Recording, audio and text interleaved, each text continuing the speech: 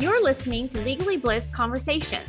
This podcast reclaims and rewrites the stories female attorneys have been told about how we should practice law, grow our businesses, treat our clients, treat ourselves, and craft our identities as female attorneys. We'll hear inspiring stories from current and former female attorneys, the ones who question the stories they've been told, the ones who aren't afraid to live boldly and step into their own power. We'll learn from women who define success on their terms. Through lighthearted and curious conversation, we'll unpack the challenges these inspiring female attorneys have already navigated. So join me on this journey. You'll be empowered and ready to rewrite a completely new story about what is possible for you. I'd like to welcome everyone to Legally Blissed Conversations. I am thrilled to welcome today Aliza Shatzman. Aliza is the president and co-founder of the Legal Accountability Project, a nonprofit aimed at ensuring that as many law clerks as possible have positive clerkship experiences while extending support and resources to those who do not. Aliza earned her BA from Williams College and her JD from Washington University School of Law. During law school, Aliza interned with 4 different components of the U.S. Department of Justice. After law school, Aliza clerked in D.C. Superior Court during the 2019-2020 term. In March 2022, Aliza submitted a statement for the record for a House Judiciary subcommittee hearing about workplace protections for judiciary employees, detailing her personal experience of gender discrimination, harassment, and retaliation by a former DC judge.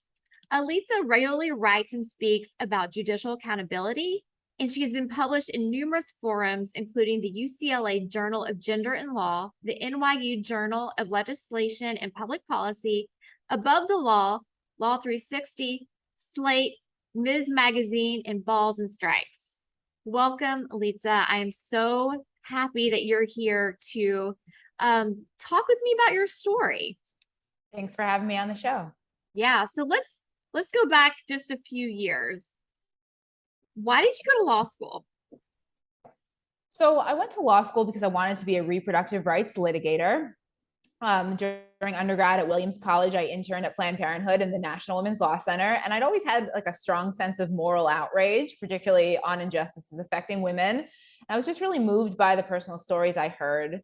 So I went to law school thinking I wanted to do that. But pretty early on, I got the trial attorney bug, knew that I wanted to be in court every day. And that's when I decided to intern at the Justice Department.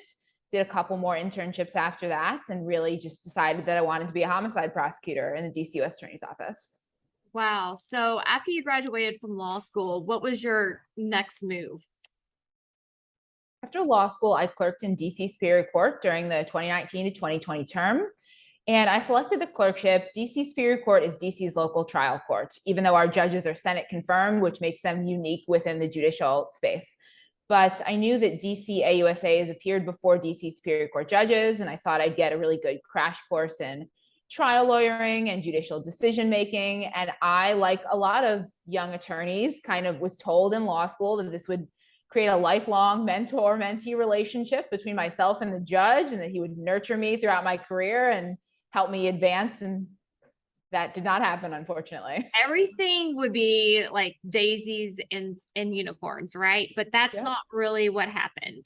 Nope. And that is still like the myth that some of these law schools and clerkship directors are purveying to this day, that lots of ink is spilled every clerkship application cycle about the best of circumstances. And really what I'm trying to make people aware of is the worst of circumstances, which my story kind of illustrates. Let's talk about it if you're up for it. You started your clerkship in August of 2019, right? So you probably had just taken the bar. The bar and the MPRE back to back. It was a tough couple months. Yes. Sure. And so you started the program. Let's set the stage. What happened? So I started my clerkship in August. By early September, so like just weeks into the clerkship, the judge for whom I clerked began to harass me and discriminate against me based on my gender. He would kick me out of the courtroom on days when I was supposed to be in court with him, telling me I made him uncomfortable, and he just felt more comfortable with my male co-clerk. And it just got worse from there very rapidly. He told me I was bossy and aggressive and nasty and a disappointment. In October, I found out that I'd passed the DC bar exam. So big day in my life. Kind of a big day, right? Yep, October 26th, he called me into his chambers, got in my face and said, "You're bossy." And I know bossy because my wife is bossy. Ouch. It was just devastating. I mean, this Sure. was my first job out of law school. I was a couple months into my legal career, and this judge just seemed to be singling me out for mistreatment. He seemed to have enormous power over my life. And I just remember crying in the courthouse bathroom, crying myself to sleep at night. I mean, I wished that I could be assigned to a different judge, but my workplace didn't have an employee dispute resolution or EDR plan in place that might have enabled me to be reassigned. And I confided in a couple female law clerks and a couple mentors, and people advised me to stick it out. And I knew that I needed a year of work experience to be eligible to apply for a job at the DC U.S. Attorney's Office. So you tried to stick it out. Let me ask you this before we move on.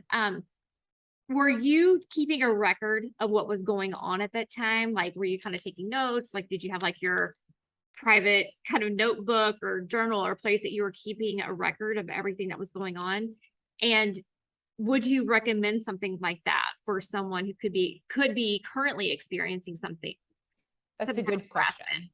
I was not taking notes, no, but I mean, I did confide in people and kept kind of track of who I confided in, but no. And what I would recommend is that people do keep notes, keep track, forward yourself emails.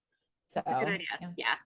Yep. Okay. So this behavior went on, and apparently you are the bossy clerk who reminds this judge of his wife. So what happened next?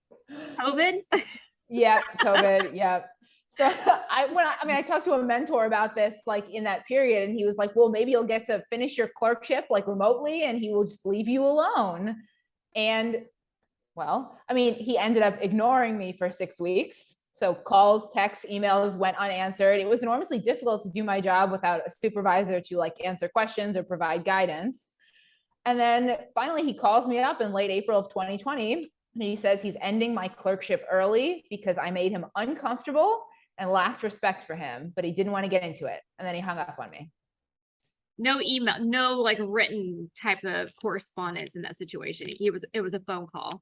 It was a phone call. We had a little bit of email correspondence, which I did save and passed along to the commission that ultimately investigated my complaint and to my attorneys and various other people. So there was a little, but as I look back, I wish that there was not more written correspondence. And I definitely feel like I feel that it was likely intentional on his part to make it not written. But, that's not a legal claim. That's just my personal feeling. That's your personal feeling. Okay, reflecting back. Yeah. Yeah. Well, the hindsight's like 2020, right? You look back and like, oh, wishing. Yeah. So, you wished. I mean, the issue with this is that a lot of clerkships, there's a lot of informal correspondence like that between judges and clerks. And I think that's one of the many reasons it makes it enormously difficult. Like it would have been unusual for him to write out a long letter explaining why he was ending my clerkship early. I think that's how law clerks are really mistreated by these judges. Not only do they have enormous power, but everything is so informal, especially in the early days of COVID when everything was such a mess. I think that's how a lot of judges get away with misconduct. It's like a very informal and unregulated workplace. Yes. And we're going to get into all that misconduct. Yes. We will. I've learned some things. So let me ask you, in April 2020, he's like, okay, I'm ending this. What happened next for you? What was your next move? I'm sure you were a little devastated at that point. I was quite devastated. I remember crying in my room. Sure. I mean, I ultimately had to tell my parents, which was a tough conversation. I was staying with them and working remotely. Confided in a couple mentors, confided in my law school. And at that point, I found out this judge had a history of misconduct and that law school officials were aware of it. At the time I accepted my clerkship and before that. And I don't share that to point the finger at my law school because I'm trying to work with them productively now, but it is important because my story is not unique in that respect. As I speak with a lot of law schools, I know that they are concealing stories about misconduct. But I confided in my law school. Our clerkships director advised me to get another clerkship and wanted me later to speak with other students about clerking for this judge, like to recommend him, which I thought was pretty outrageous. Connected with a DC judge who was very helpful and directed me to the DC Commission on Judicial Disabilities and Tenure, which is where I ultimately filed my complaint. I also, during this period, reached out to HR for the DC courts, had several conversations with them where they said there was nothing they could do because HR doesn't regulate judges. Judges and law clerks have a unique relationship. And then, lovely, they asked me, didn't I know that I was an at-will employee? No, I ultimately got a job at the DC US Attorney's Office. You were at the DC's Attorney's Office. Okay. So what happened there? What happened in that situation? Because this leads up to more. Yes, it does. It does. Yeah. We're just building up to the best. We are building up to the goodness that you are offering to the world because of what you've gone through. But I think it's important to sort of tell this background about what you went through. Oh, definitely. Impacted you. Definitely. Yeah. So I'd written up a complaint detailing what I experienced during my clerkship, but I wanted to wait to file it until I had a new job because I already kind of suspected that this was the kind of person this judge would retaliate against me. So it took me about a year to get back on my feet. I ultimately secured my dream job in the DC US Attorney's Office, and I moved back to DC in July of 2021, was 2 weeks into training. So I'd already started working there. When I received some pretty devastating news, very devastating news. I was told the judge had made negative statements about me during my background investigation, that I wouldn't be able to obtain a security clearance, and that my job offer was being revoked. And then a couple days later, a different offer to interview for a different position with the USAO was also revoked based on the judge's same negative reference. I was 2 years into my legal career, and this judge just seemed to have unchecked power over my life and career and reputation. So that's when I filed my judicial complaint after adding some sections about the reference, which I hadn't yet seen but believed was gender-based. Hired attorneys in the summer and fall of 2021, participated in the investigation into the now former judge. We were partway through the investigation when I found out separately, not from the commission, but separately, that the judge was on administrative leave pending an investigation into other misconduct at the time he filed the negative reference about me. The USAO was not alerted to the circumstances surrounding the reference. I eventually saw the reference through private settlement negotiations between my attorneys and his, which was outrageous and misleading, but by then the damage had been done. In January of 2022, pursuant to the terms of our settlement, the judge, then former judge, issued a clarifying statement to the USAO addressing some but not all of his outrageous claims about me. But by then the damage had been done, and I was pretty much blackballed from what I thought was my dream job.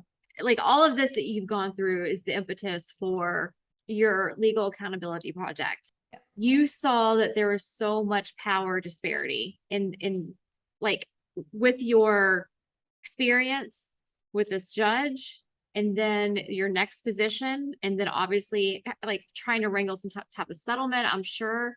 So let's talk a little bit about that power disparity that you're seeing. Yeah, this is enormously important. Yeah. When I speak to people who haven't clerked, when I speak to non-attorneys, it's really important to highlight this. Yeah. So a clerkship is when a young attorney, fresh out of law school, maybe a couple years work experience, takes a pay cut to spend a year or two learning from working for a judge. There is an enormous power disparity between these young attorneys and judges, many of whom are Senate confirmed, many of whom have life tenure.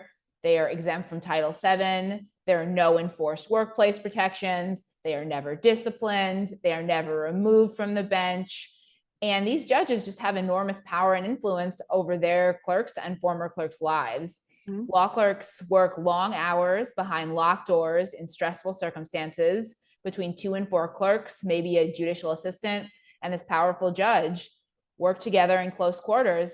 And there is no oversight by a chief judge or anybody else over these judges' day-to-day dealings with their clerks, which makes it just enormously difficult for law clerks to speak up in the face of workplace mistreatment.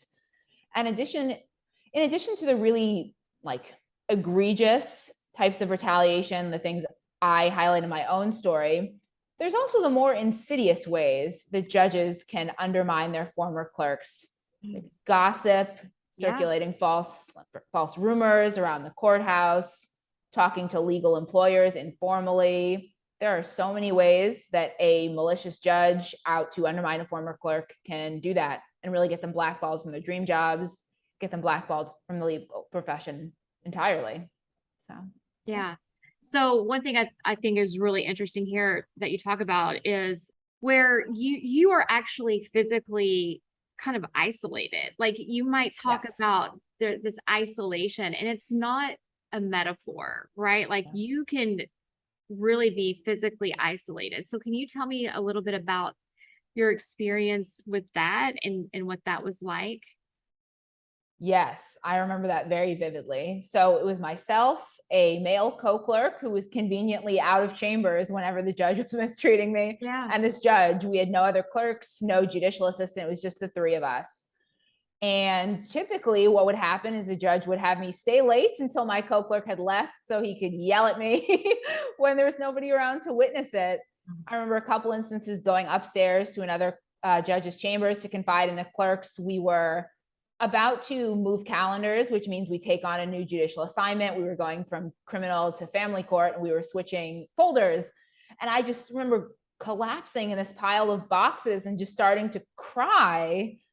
It is enormously, like, imagine if it is just you and a Senate confirmed judge. There's nowhere to go. I mean, our chambers was totally isolated, worked behind locked doors, and it's very scary. I mean, it's physically very imposing. Physically very imposing, yeah. And there's also this assumption of integrity, I think, with judges.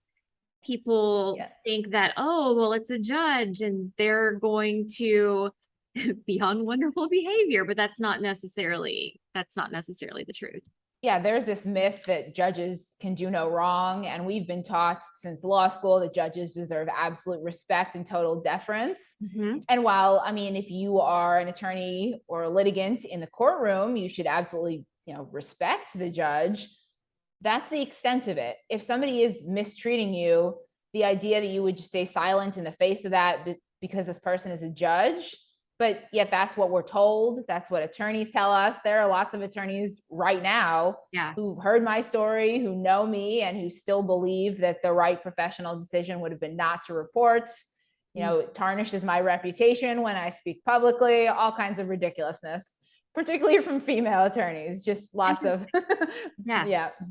So, okay, I want to talk a little bit about the Title VII exemption that you mentioned a minute ago. Can you tell the audience what that is and kind of how it plays along with the recent Judiciary Accountability Act?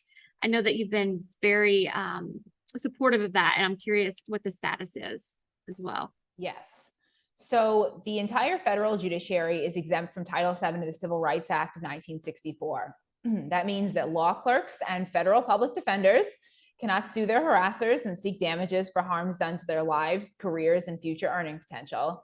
It makes the judiciary distinct from the other two branches of government, Congress and the executive branch. Their employees are protected by and employers subject to Title VII as of 1995, pursuant to the Congressional Accountability Act, the Executive and Presidential Office Administrative Act. And Congress in 2018 extended protections to interns. So interns on the Hill have more protection than law clerks right now, which is troublesome. Yeah. So the judiciary has just notoriously refused to be regulated. In 1995, when these other two laws were proposed, they were just vociferously opposed to being regulated, making these nonsense claims about judicial independence, which are just a smokescreen for we believe we're above the law. And I really think that continuing to exempt the judiciary from Title VII sends a message to misbehaving judges that you are above the laws you enforce. So the Judiciary Accountability Act, or JAA, that's HR 4827 and S 2553, would extend Title VII to the federal judiciary. It would also do some other important things, though. It would redefine judicial misconduct in the US Code to include discrimination and retaliation. It would specify that judges who retire or resign to evade a misconduct investigation, that investigation will continue after they step down. That's key. Yes. It would standardize these employee dispute resolution plans, which are notoriously unstandardized. would create a confidential reporting system for law clerks who want to confide in somebody but aren't yet ready to file a formal complaint.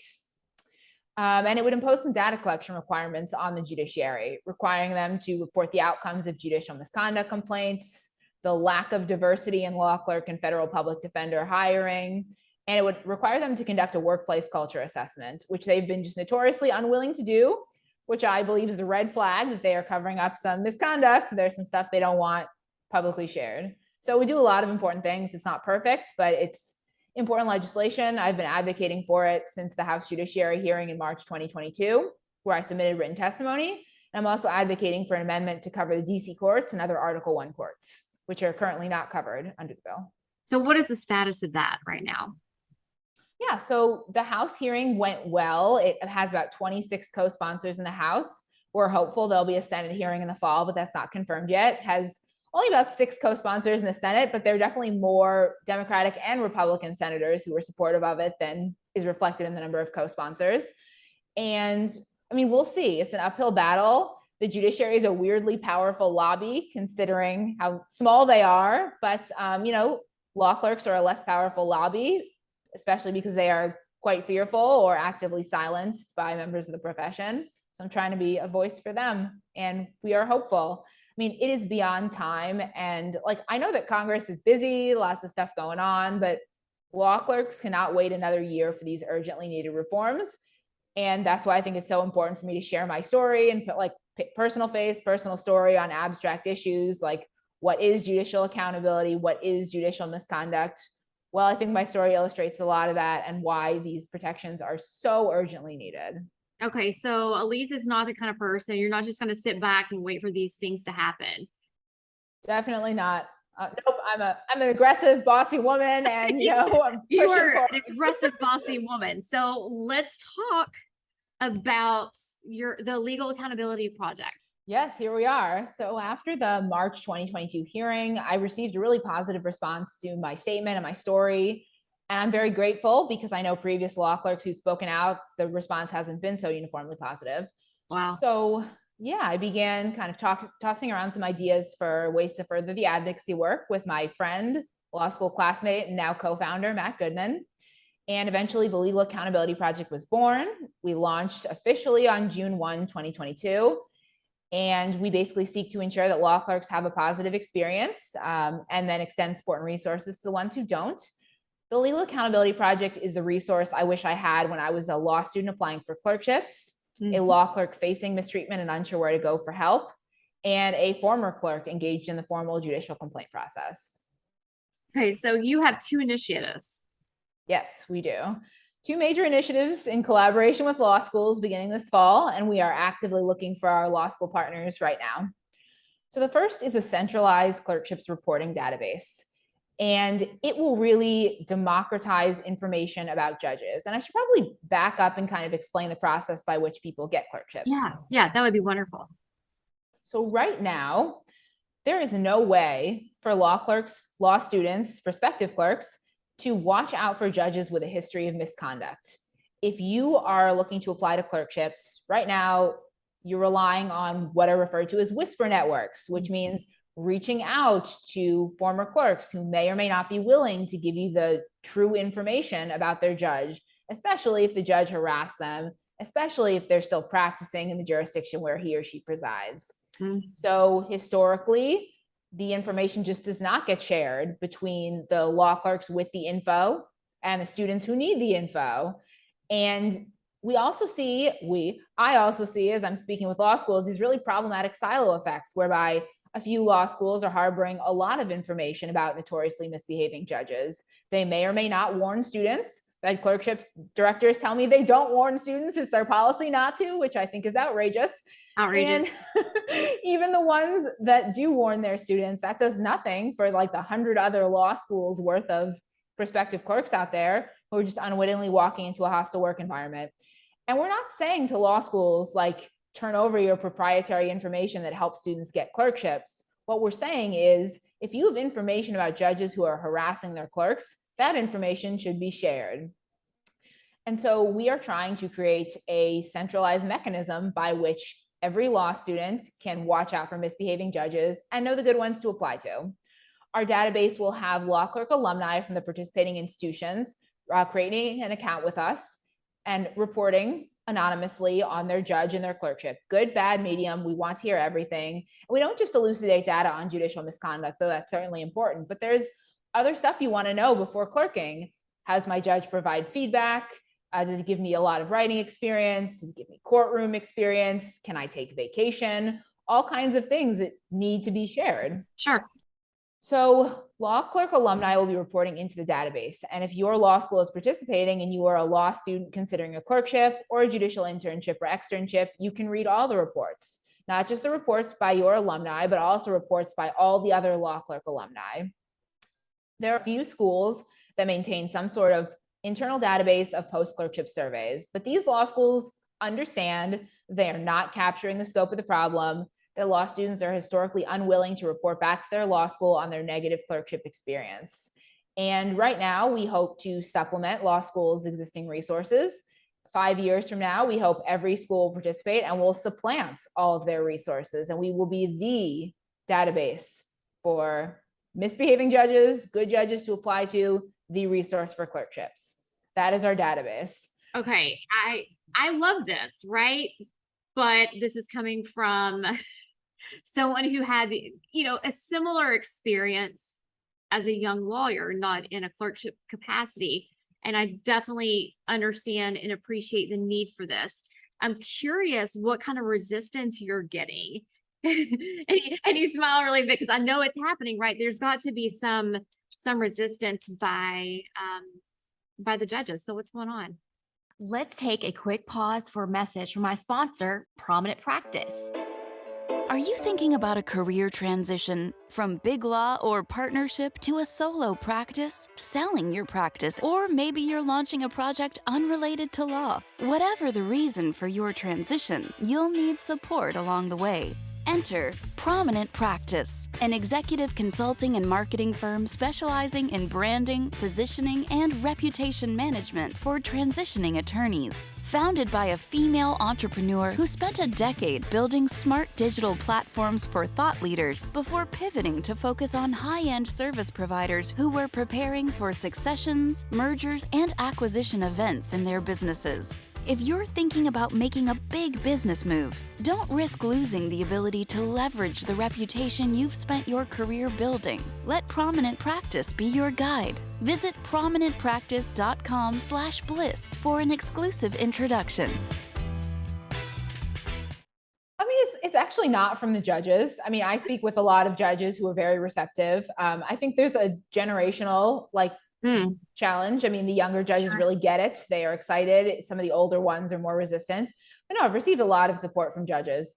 The resistance is from a couple clerkship directors who say outrageous things to me. In addition to the not warning students, they say it's not harassment. It's just law clerks adjusting to their first jobs.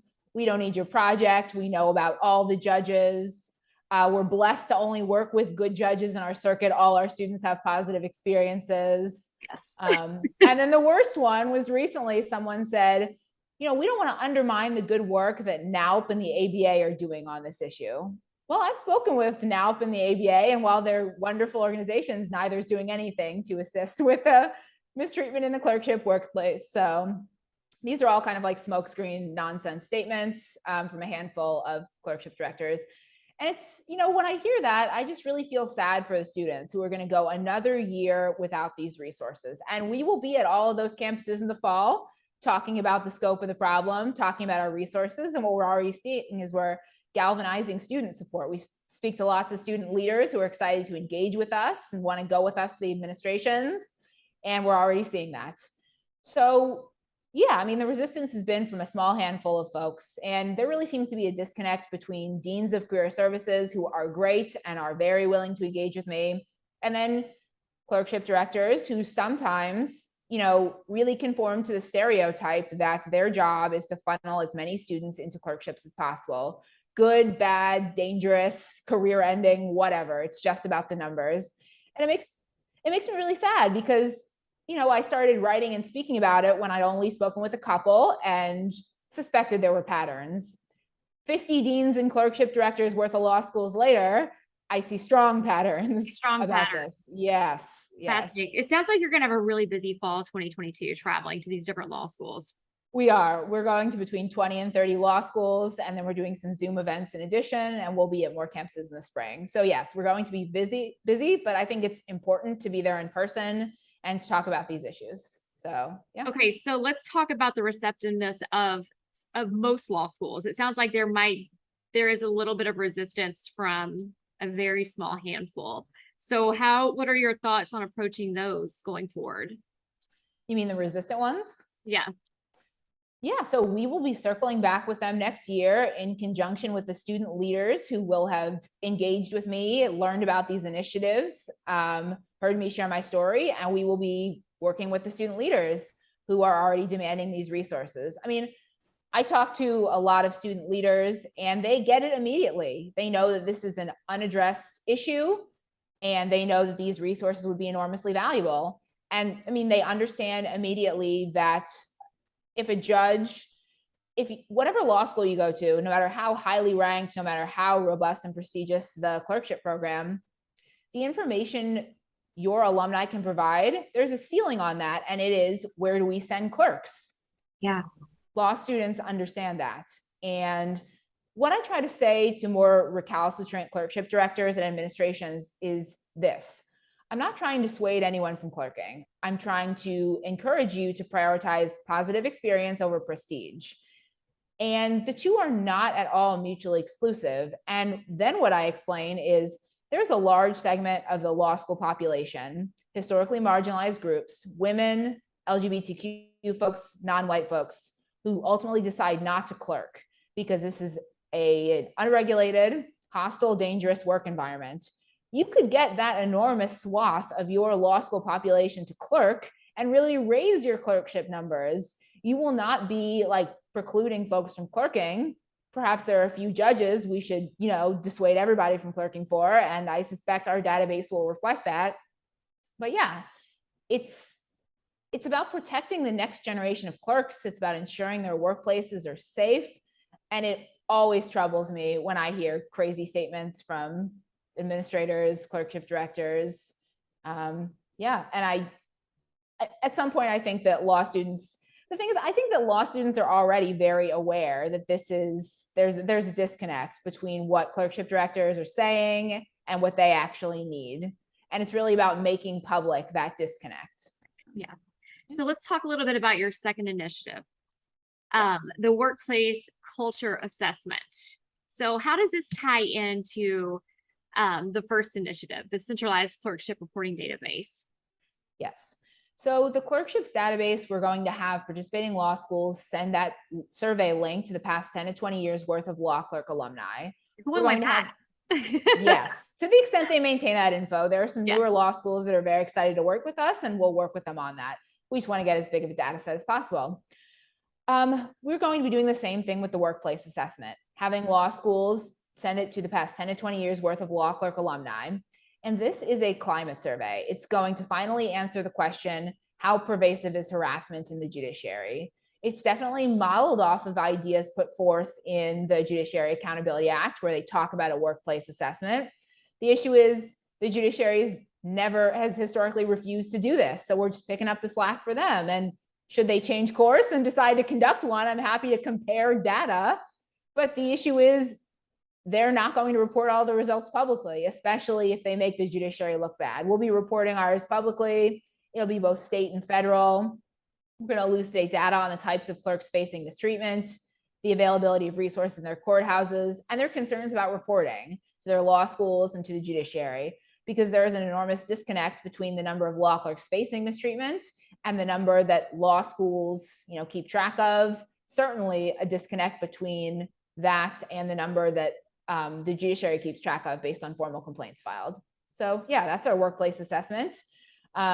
We have sent that out to law schools for their review and feedback. We're very excited about it. This type of data has never been collected before. And That's awesome. So one thing I'm curious about with you, and this is a little bit more on the personal level. We corresponded a little bit on Twitter. You sent me a few different episodes that you've been on, some other podcasts. And you said that you kind of dodged a question about the investigation of what in one of those older podcasts. I think it might have been back in May. You said I Yeah. was feeling less empowered when we recorded than I am now. I Yes. am really just curious about, like, here we are in August of 2022. Where do you think that shift has happened for you in the last few months? Kind of that empowerment shift. That's a great question. I think seeing the positive response to my story, my advocacy work, and the launch of the nonprofit. I mean, law clerks reach out to me every day to thank me for the work I'm doing, to share their stories, confide in me. And I think that's been enormously gratifying. Plus, it's been an enormously positive response from law schools overall, from judges, state and federal, from most people in the legal community, though there's deafening silence from a couple, and that's unfortunate. Yeah, I think just the positive response to my story has been empowering. I initially wondered if it was, softball coverage in the early days, or people, being nice to me to my face, but saying things behind my back. But I think it's just people, my story resonates. They think it's time for change. Yeah. Okay, so what is next for you and the Legal Accountability Project? So we are working right now to identify our law school partners, and we hope there'll be at least 10 schools that partner with us this year. And then we'll, like I said, be circling back with all the recalcitrant administrations after we've been to their law schools. Yes. Good. Yes. Good. So yeah, I mean, I hope that 6 months from now, we'll have more than 10 partners for the database, that we will have more schools coming on board, that we will have law clerks reporting into the database, and law students being able to utilize it next spring as they are applying for clerkships. And I hope that we'll be collecting and reporting data for our workplace assessment. I mean, down the road, there are other initiatives we want to work on. I want to create an employment attorney database to connect mistreated law clerks with attorneys who can help. That's important to me because of my personal experience with my own attorneys, who are very helpful, and couldn't have done it without them. I certainly couldn't have gone through the investigation without them. Yeah, and then we'll just work on more initiatives. I'm just very excited for what's next. Yeah, one thing I saw that you had tweeted, you said, I didn't leave the law, I went to my calling. I stole that from somebody else who said it on a podcast. Okay. So we're stealing it from that podcast, but I love that, right? Yep. I really feel like there's so much energy and that you have so much passion about this project. Yeah, I mean, this is what gets me up in the morning. This is what Yeah. keeps me up at night.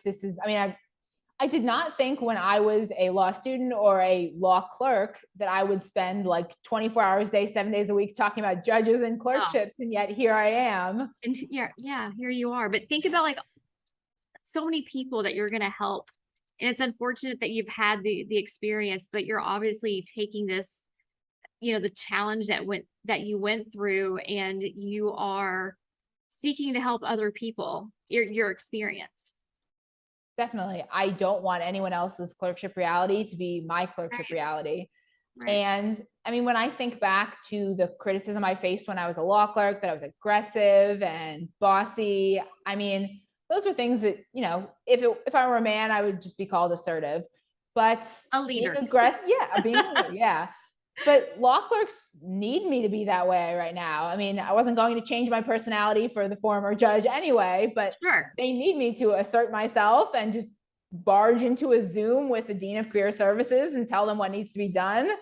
Send cold emails asking rich people for money. I mean, this is what needs to be done. So speaking of that, let me ask you, what can we do? What can your audience do? The people that are listening, how can we help the Legal Accountability Project? Yeah, so they can go to legalaccountabilityproject.org to donate to us, to sign up for more information. They can reach out to me individually to learn more, Aliza Shatzman at legalaccountabilityproject.org. Down the road, we're going to be, as we announce our law school partners, we'll probably be also making clear who's refusing to partner with us. So at that point, we'll want some alumni to say, hey, these seem like resources my law school should be on board with. So we're Right. excited to launch that initiative in the fall as well. The Demand That Your Law School Participate initiative. So yeah. Cool. I like that. Is there anything that you want to leave our audience with today?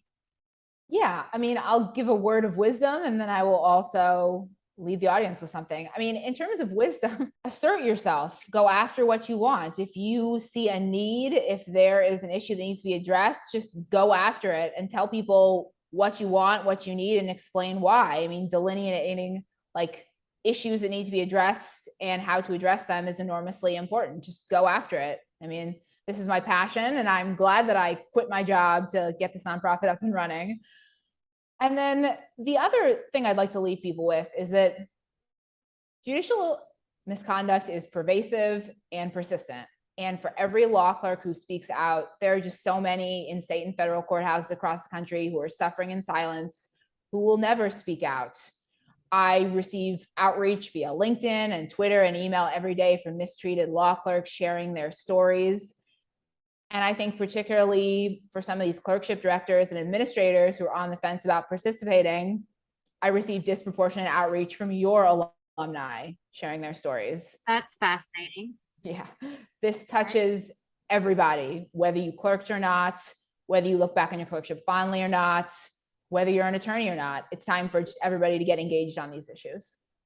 Thank you so much for sharing your story. I am super excited for you and your project, and hearing a story like this and learning from you, from someone who's so much younger than I am. I'm just so optimistic about our careers and where the field is going. And for the generation that's even younger than you, I'm optimistic that they're going to have better experiences than we did. So thank you so much for not only sharing your story, but also for the work that you're doing. Thanks for having me on the show. Thank you so much for hanging out with us today on Legally Blissed Conversations. If you love this episode and you want to hang out with other inspiring and light gold female attorneys, be sure to join the Legally Blissed community at legallyblissed.com. And be sure to follow me on Instagram at Susie Hickson. See you next time.